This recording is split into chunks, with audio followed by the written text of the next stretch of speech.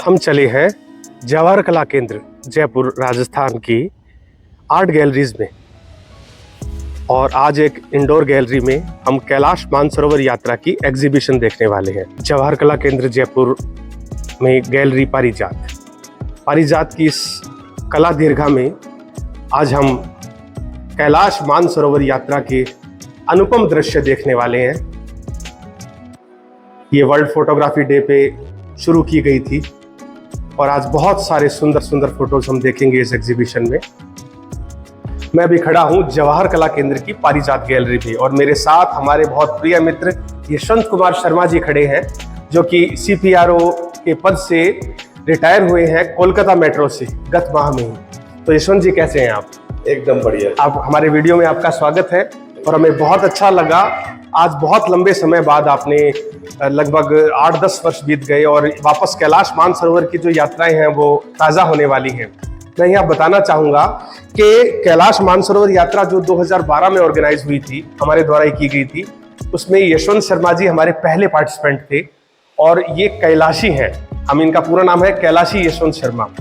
तो ये कैलाश मानसरोवर यात्रा 2012 मई-जून माह में कर चुके हैं। तो मैं चाहूंगा यशवंत जी एक बार आप कुछ पिक्चर्स का डिस्क्रिप्शन दें और बताएं हमें कि इन फोटो का इनकी क्या रंगत है और ये फोटो कहाँ की ली हुई है, ताकि थोड़ा सा हमारे दर्शक भी आपको देख सकें। प्लीज। ये आर्म्स है, हिमालय इसकी कैलाश पर्वत की आर्म्स बोलते हैं। These are the 2 arms. इस तरीके से आर्म्स बनते हैं। इस आर्म में ये जो एरिया देख रहे हैं आप, ये फुल ऑफ मड है। ये करीब 2.5 किलोमीटर का डिस्टेंस है इस एंड से इस एंड तक, और इस 2.5 किलोमीटर के डिस्टेंस को पार करना बड़ा मुश्किल होता है। और यहाँ से कैलाश मानसरोवर से 2 नदियां निकलती हैं, जो कि एक तरीके से विनाशकारी नदियां मानी जाती हैं। लेफ्ट वाली आर्म से निकली हुई नदी इंडस नदी है, जो कि चाइना में विनाश करती है, और राइट वाली आर्म से निकली हुई नदी ब्रह्मपुत्र नदी है, जो कि आसाम को, बंगाल का, आसाम का शोभ माना जाता है, दुख माना जाता है। हम अभी बहुत सारे पिक्चर्स देख रहे हैं कैलाश के। आप देखें जरा, तो दुधिया रोशनी में नहाया हुआ कैलाश पर्वत का नॉर्थ फेस हमें नजर आ रहा है। और आगे कुछ चित्रों में अगर हम देखें, मुझे याद आ रहा है ये फोटो सारी हमने 2012 में क्लिक की थी। डोलमा पास 19,000 फीट की चढ़ाई पर चढ़ते हुए ये वाइट कलर में पूरा दुग्ध में नहाया हुआ कैलाश पर्वत, और कहीं कहीं कुछ निम्बस क्लाउड्स फॉर्मेट होते हैं यहाँ पे।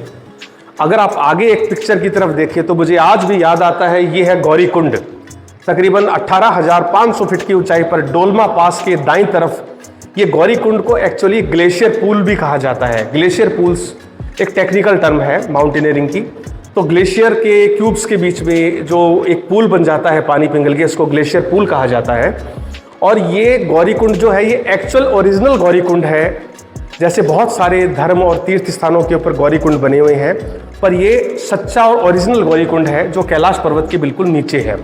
कहा जाता है कि यहाँ माता पार्वती जब स्नान कर रही थी और भगवान श्री गणेश और भगवान भोलेनाथ का जब यहाँ पर एक अनजाने में युद्ध हुआ, तो गणेश जी की गर्दन काट दी थी और उसको रिप्लेस किया गया था हाथी की गर्दन के साथ में।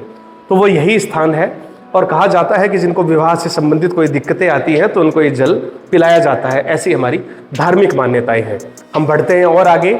ये डोलमा पास चढ़ाई चढ़ते हुए का बहुत दुर्गम दृश्य है, और डोलमा पास चढ़ते हुए कई ग्लेशियर हमारे दाएं और बाईं तरफ रह जाते हैं, जो पिघलते हुए बर्फ लेके आते हैं। अगर हम देखें बहुत ऊपर से तो आप देखेंगे कैलाश पर्वत का जो आकाशीय रूप है। देखिए आप, ये मानसरोवर झील है जिसका सरकमफ्रांसिस पहले 108 किलोमीटर हुआ करता था, पर यह घटकर ग्लोबल वार्मिंग के कारण अब 96 किलोमीटर से रह गया है। और ये राक्षस ताल है। इसके बारे में बहुत सारी कहानियां हैं। कहा जाता है कि जो लंकेश थे, रावण थे, जो वो यहाँ लंका से प्रतिदिन ब्रह्म मुहूर्त में अपना पुष्पक विमान लेके भगवान शिव की आराधना करने के लिए आते थे। आप देख सकते हैं कैलाश पर्वत का एरियल जो व्यू है, इसमें एक शिवलिंग की भांति लग रहा है पूरा ये एक।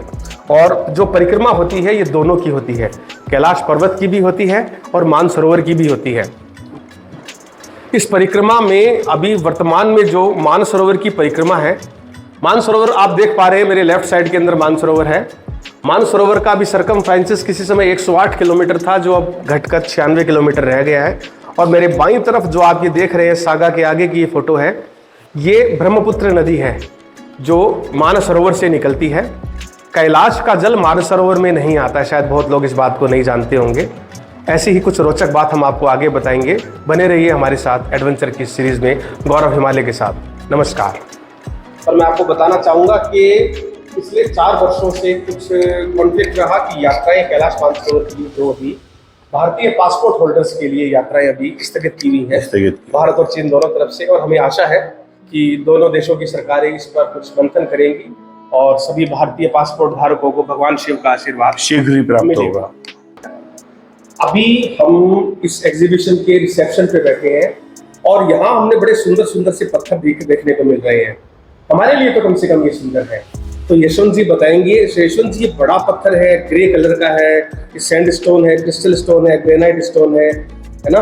तो आप बताएंगे एक बार कि ये पत्थर आपके कैलाश मानसरोवर परिक्रमा और यात्रा में किस किस स्थान से उठाए हुए हैं, आप बताइए। ये सभी जो पत्थर हैं, स्टोन्स हैं, ये सब विभिन्न स्थानों से उठाए गए हैं। जैसे ये स्टोन जो है, ये जब स्टार्टिंग यम द्वार से हम स्टार्ट करते हैं और गणेश नंदी पर्वत का जो जगह है वहाँ से ये स्टोन लिया गया है। उसी प्रकार ठीक जब आगे चलते हैं तब अपना फर्स्ट स्टॉपेज जो आता है डेरापुक का, ये डेरापुक के पत्थर है। और इनमें अगर आप देखेंगे तो जैसे नीलम वगैरह जो रत्न होते हैं, नीलम हुआ, आपके पुखराज हुआ या आपके गोमेद हुआ, उस तरीके की चीजें इनमें सब में नजर आती हैं विभिन्न प्रकार से। आप ये देखिए, ये गौरीकुंड के पास जो पत्थर है, ललाई लिए हुए है मंगल के लिए। ये मैं समझता हूँ कि ये मंगल ग्रह से ये संबंधित हो सकता है। उसी प्रकार ये विभिन्न स्थानों से ये सब पत्थर लिए हुए हैं।